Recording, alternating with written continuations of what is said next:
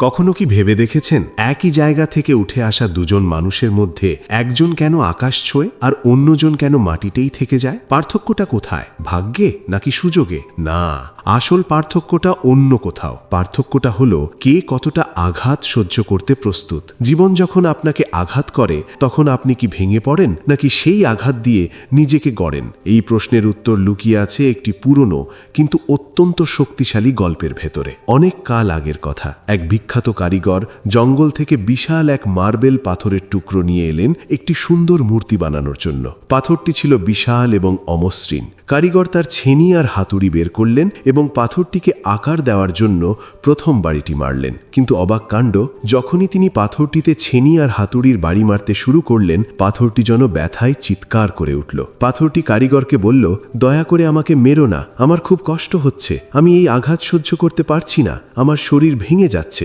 দয়া করে আমাকে ছেড়ে দাও। কারিগর দয়ালু ছিলেন, তিনি পাথরটির কান্না দেখে মায়া অনুভব করলেন। তিনি ভাবলেন, যে পাথর কষ্ট সহ্য করতে পারে না তাকে দিয়ে সুন্দর শিল্প হয় না। তাই তিনি সেই পাথরটিকে ঘরের এক কোণায় রেখে দিলেন এবং জঙ্গল থেকে আরেকটি নতুন পাথর নিয়ে এলেন। দ্বিতীয় পাথরটির ওপর যখন তিনি ছেনি হাতুড়ি চালানো শুরু করলেন, এই পাথরটিও ভীষণ ব্যথা পেল। তার শরীর থেকেও টুকরো খসে পড়তে লাগলো, কিন্তু সে কোনো অভিযোগ করল না। সে চুপ করে রইল। সে জানত এই সাময়িক ব্যথা তাকে সুন্দর কিছুতে পরিণত করবে। সে প্রতিটি আঘাত, প্রতিটি ক্ষত সহ্য করে গেল। দিনের পর দিন, মাসের পর মাস পরিশ্রমের পর সেই দ্বিতীয় পাথরটি একটি অপূর্ব সুন্দর মূর্তিতে পরিণত হলো। সেটি এতটাই জীবন্ত আর সুন্দর হলো যে দূর দূরান্ত থেকে মানুষ সেটি দেখতে আসতে লাগলো। মন্দির তৈরির কাজ শেষ হলো।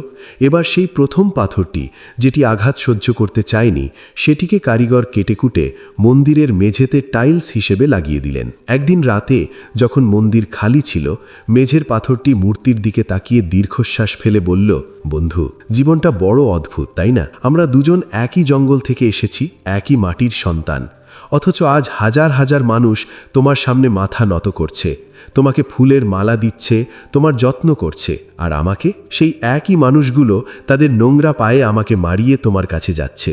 কেউ আমার দিকে তাকাচ্ছেও না। এটা কি অবিচার নয়?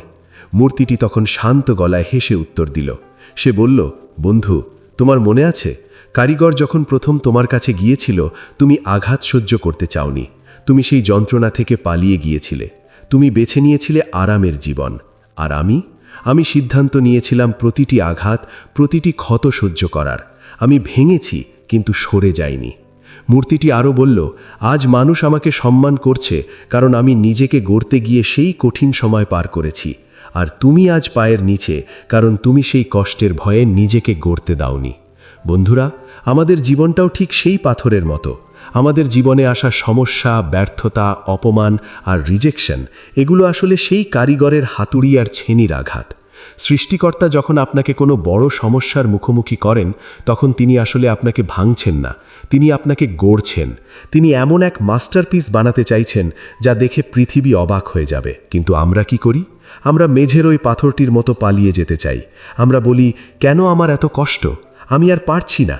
একবার শান্ত হয়ে ভেবে দেখুন তো, সোনাকে যদি আগুনে না পোড়ানো হয়, সে কি চকচক করবে? লোহাকে যদি পিটিয়ে আকার না দেওয়া হয়, তা দিয়ে কি শক্তিশালী তলোয়ার বানানো সম্ভব? হীরাকে যদি ঘষে মেজে ধারালো না করা হয়, তার কি কোনো দাম থাকবে? আপনি আজ যে স্ট্রাগল করছেন, যে বেকারত্বের যন্ত্রণা ভোগ করছেন, যে রিলেশনশিপ ব্রেকআপের মধ্য দিয়ে যাচ্ছেন, এগুলো সব সেই হাতুড়ির বাড়ি। আপনি যদি এখন হাল ছেড়ে দেন, তবে আপনি হয়ে যাবেন সেই মেঝের পাথর যাকে সবাই মারিয়ে চলে যাবে। কেউ আপনার দিকে ফিরেও তাকাবে না। আর যদি আপনি দাঁতে দাঁত চেপে এই সময়টা পার করতে পারেন, যদি বলতে পারেন, আরও আঘাত করো জীবন, আমি প্রস্তুত নিজেকে গড়তে, তবে একদিন এই পৃথিবী আপনার দিকে তাকিয়ে সেলিউট করবে। তাই আজ থেকে আর অভিযোগ নয়, যখনই জীবনে ঝড় আসবে, নিজেকে মনে করিয়ে দেবেন, আপনি সাধারণ কোনো পাথর নন, আপনি একটি অসমাপ্ত মূর্তি। আপনার সেরাটা বেরিয়ে আসা এখনো বাকি। ব্যথাকে শক্তিতে রূপান্তর করুন। মনে রাখবেন, যেই রাত যত অন্ধকার, তার পরের সকাল ততটাই উজ্জ্বল। আপনার জীবনে এই লড়াইয়ে আপনি একা নন। নিজের ওপর বিশ্বাস রাখুন, আপনি পারবেন। দেখা হবে বিজয়ের মঞ্চে। ধন্যবাদ।